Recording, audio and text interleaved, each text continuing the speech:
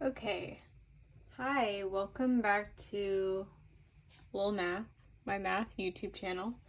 In the last video I talked about vectors more visually, or as the MIT course calls it, more geometrically, and today I'll be talking about it more algebraically or numerically. So how do we deal with vectors when we are not just drawing them out, which obviously is useful. So usually when we're dealing with vectors, because we are determining like the parameters of them, we just assign the origin as 0, 0. Or if you're in like 3 dimensions, it would be 0, 0, 0. Point is, it's with zeros. And so what we do is we place the tail at the origin, which is what I demonstrated in the last video. And so because we do that, we can use the coordinates of the terminal end of the vector to help us determine like the magnitude. So again, we dealt with vectors geometrically last time, so I'll just start off with that again, and I can use the geometric to help move to the algebraic version. Okay, so again, this is vector A. So this, again, we're starting at the 0, or we're starting at the origin for our initial point. And so the terminal end of the vector is going to be some coordinate, because we're in 2 dimensions, is going to be some coordinate A1, A2, or whatever. Point is, it is going to be 2 scalar quantities. It's going to be two numbers. But obviously, if you were to just write out that coordinate, that doesn't tell us anything about the direction, which we need to know for it to be a vector. So generally when we write vectors, we write them as opposed to doing these nice curved parentheses, right, like we do for an origin, or not for an origin, for a point, right, like you'll do 2, 3. Instead, you do these little pointy ones. And then it'll be written as, say, A1, A2. And so what that tells you is that, so this is A1, A2. And we use vector components. So really what you're looking at is you have overall vector A. But vector A is really just vector A1, right? In this case, your x component of it. Vector A1, or that quantity, plus A2. And then, Pythagorean theorem is nice and all that, right? So you're really just adding these two and breaking it into the components for the notation, because it is easier to have these set components, right, of like, this is how much it moves in the x direction, this is how much it moves in the y direction, and then you can translate that into, okay, what does this vector look like then? And so because we're breaking it down into x and y in this case, because we're currently doing 2 dimensions, you have to sometimes it's written like this, but there's usually an I and a j with the values, because it's a vector, right? We need to be able to show how it's a vector, and sometimes we don't want to write it like this with the little pointy, right? Sometimes we want to write it differently. And so one thing that's going to be important to know is what are I and j, and like why do we have I and j, and not just like why do we have the letters I and j, because, well, you know, the alphabet is what it is, but like why are we using that in math, right? We already have x and y and a billion other things. Well, those are just shorthand to tell us the direction. So I and j are unit vectors, which I guess I'll get to more later too, but it's kind of helpful to know that. For the x and y components respectively. So I just is a vector that is 1, magnitude 1 in the x direction, and then nothing in the y direction. So it's just magnitude 1. And then and then j just indicates that it is 1 in the y direction, right? So this is j. Usually if it's a unit vector, it has a little hat. It's I hat or j hat. And the reason why this is helpful is because, well, we know how to scale vectors, right? So if you want, once you have that basic unit, you can say, okay, well, I have 3i, right? And well, now I know, like, that's magnitude 3 in the x direction, right? And so it's just helpful because it allows us to write it differently, look at it with like scalars and stuff. Yeah, it's so eloquent. And so how you, another way you can write this, right? We said this is how you can write vectors. Well, another way that you can show that algebraically is, again, having that scalar, because remember your a1 really, because our I shows it's moving in the x direction, or j shows it's in the y direction. And so really, when you're dealing like with with any dimensions, these your coordinate, assuming your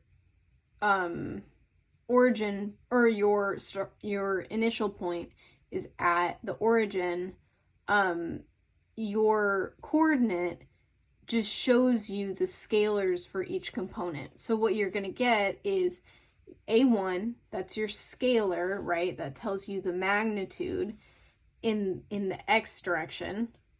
And then we do plus, because you're adding two vectors, right?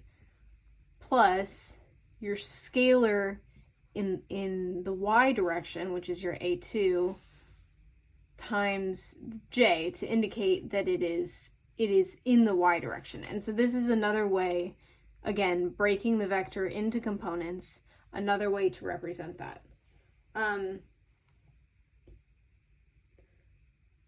And so once you have this, then you don't have to necessarily have the vectors drawn out to add and subtract them, right? Like sometimes you're not going to be given the vector drawn out, but you're given, say, 2i plus 3j, right?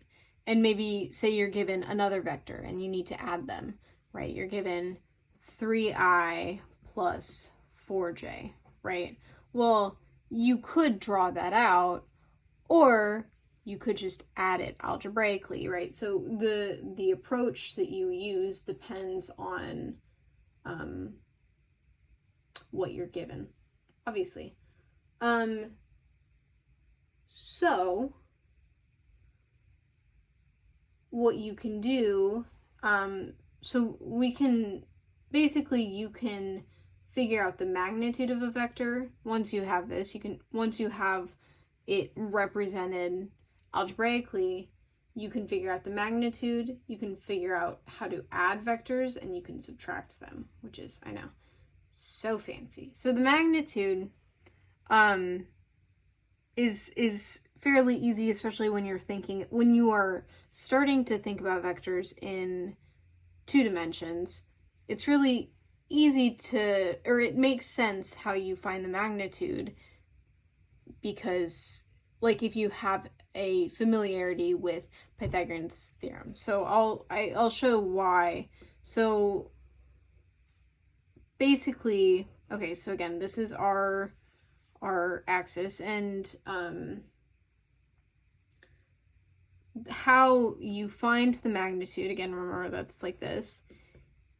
Well, the formula or whatever, although it's not really like formula if you understand Pythagorean's theorem, is just a1, again, that x component squared, plus b1 or a2 or whatever, that y component squared. So which this should make sense because, okay, say we have, this is vector A, right? I feel like I'm drawing the same vector over and over. This is vector A. It's very nice, fun to draw. And we know that this is, so this is, your coordinates are A1, B1. And this is A1. Magnitude of A1, it's A1I, right? That's the direction, but the magnitude is A1. And for this, again, we're breaking into the components. For this component, it is B1, right? And then it is J, it's in the Y direction.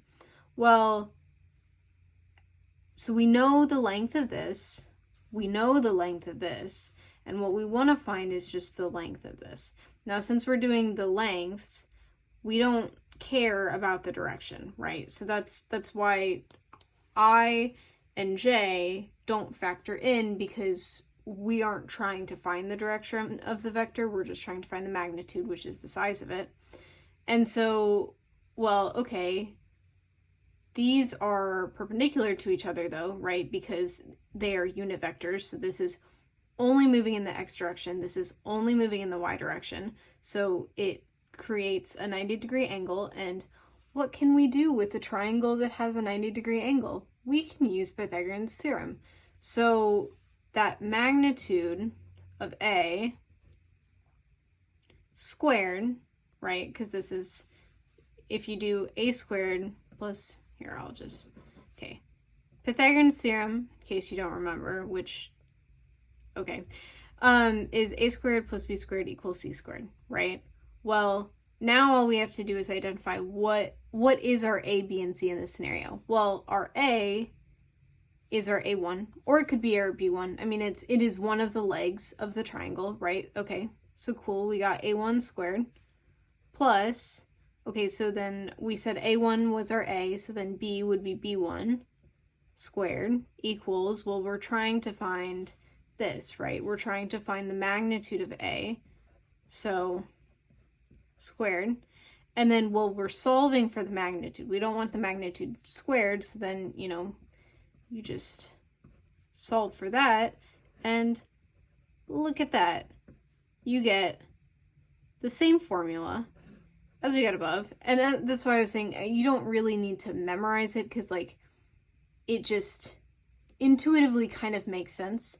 And it's helpful to have that understanding of why we do this, because once we move to like 3 dimensions, what you do is you just add the next component. So rather than it being square root of A1 squared plus B1 squared, and that's it would be, say we have a vector that starts at the origin and has a coordinate of A1, A2, A3, right?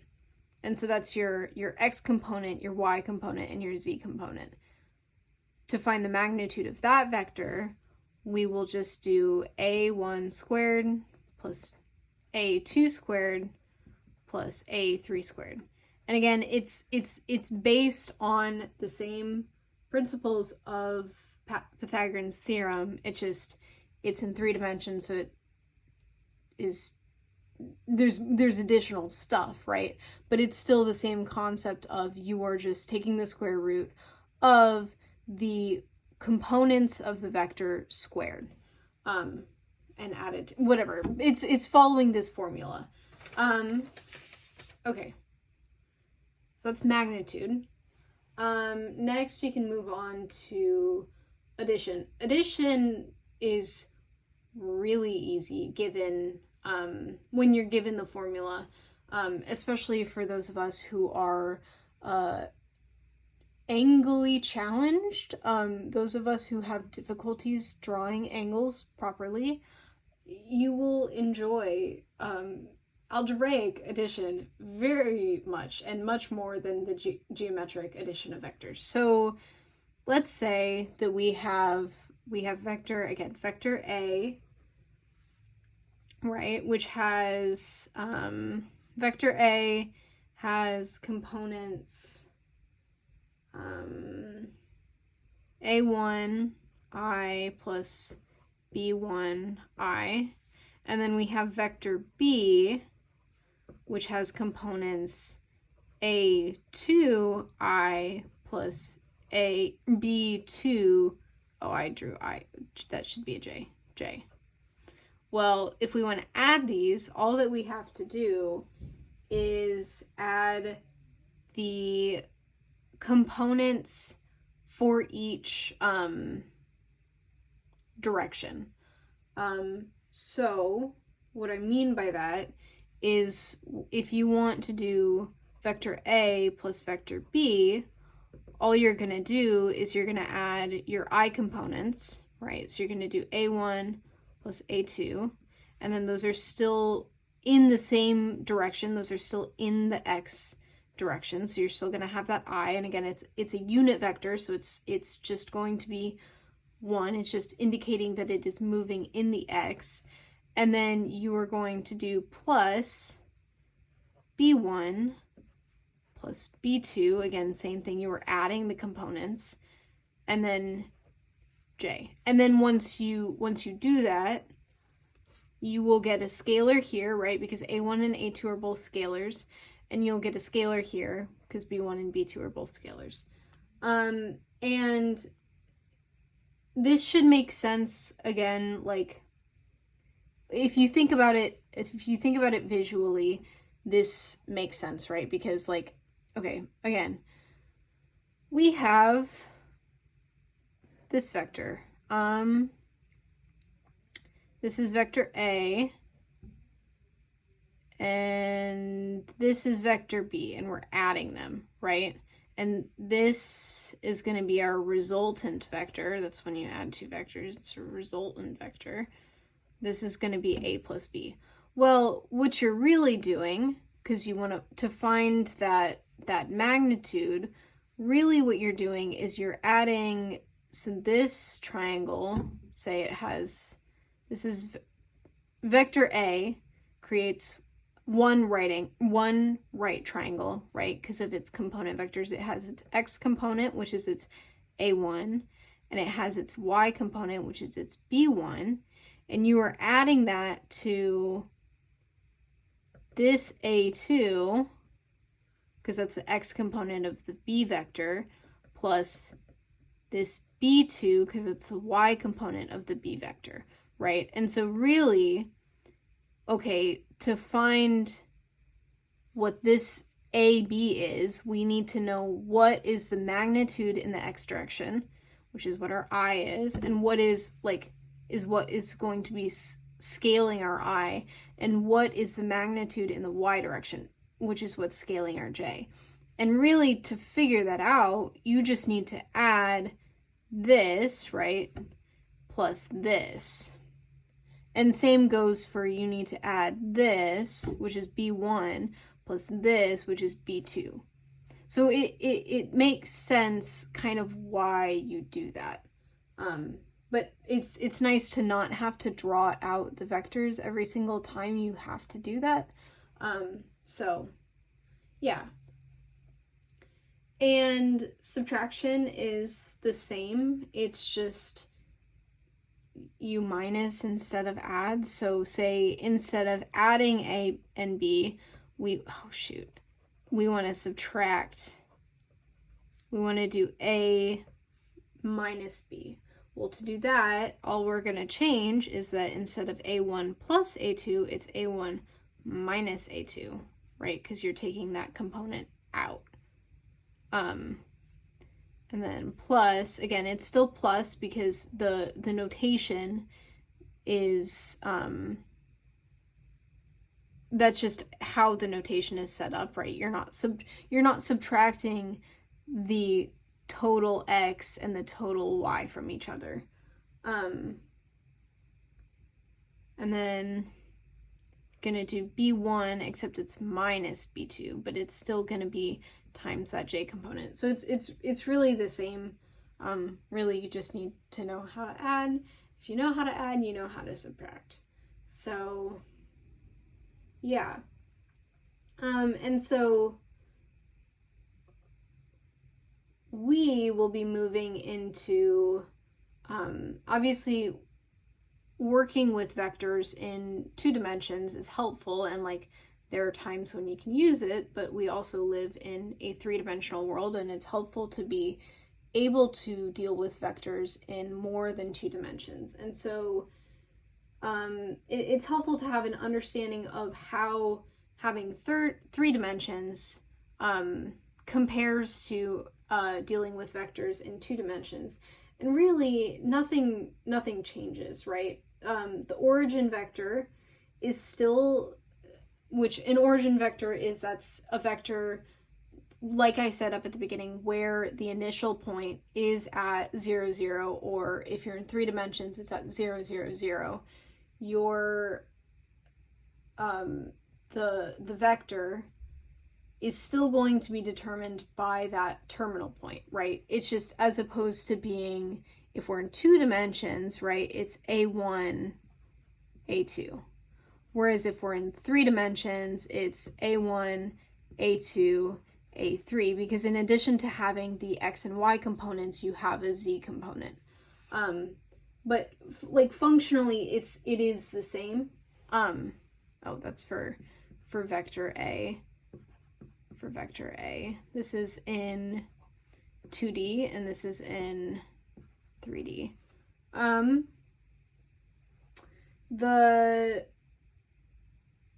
The unit vectors, or the special vectors, or whatever, again, are the same. The only difference is you are adding another one because you also have direction along the z-axis. So the unit vectors are going to be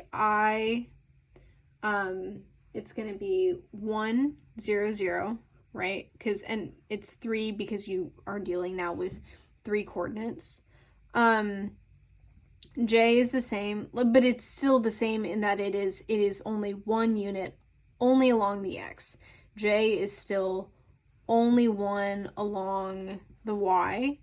And the new one is you also have k, which is 1 along the z.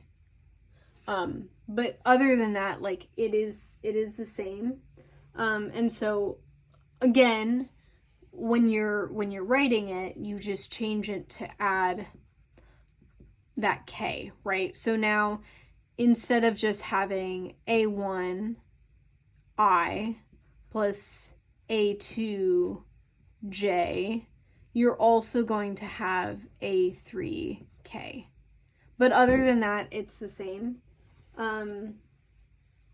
Again, adding is the same. It's just, as opposed to doing A1 plus A2 I plus B1 plus B2 J, you now also have, say, C1 plus, did I do that? Yeah, C1 plus C2 K, right? Like you are going to have a third coordinate, and so you also need to add that third coordinate. But again, you're splitting it into the component vectors of I, j, and k. And again, I kind of talked about earlier, the magnitude is the same. I did that here. It's the same, except you just also have that a3 squared, which is going to be, a3 is going to be the scalar that is next to whatever your k is, right? It's whatever magnitude you have in the z direction. That's all you're adding there. And so I've been talking about unit vectors a lot. Again, those are vectors that just have unit length. Sometimes they're referred to as I hat or k hat or j hat. And that's because they have this little like triangle thing over it, and that's called a hat, which I think is very fun. But that's if you hear it referred to as hat, like I hat, that's why. It's not just math teachers having fun adding hats to things. Like it's meant to indicate that it is a unit vector. So yeah, I think that's it for today. Hopefully this was helpful. I will be back again to do more Calc 3, more vectors for a bit. I hope this was helpful. If you want more resources, again, I'll have a link to the course that I'm using, which is obviously much more extensive and professional than my informal lecturing. And yeah, hopefully this was helpful. See you when I see you. Thank you.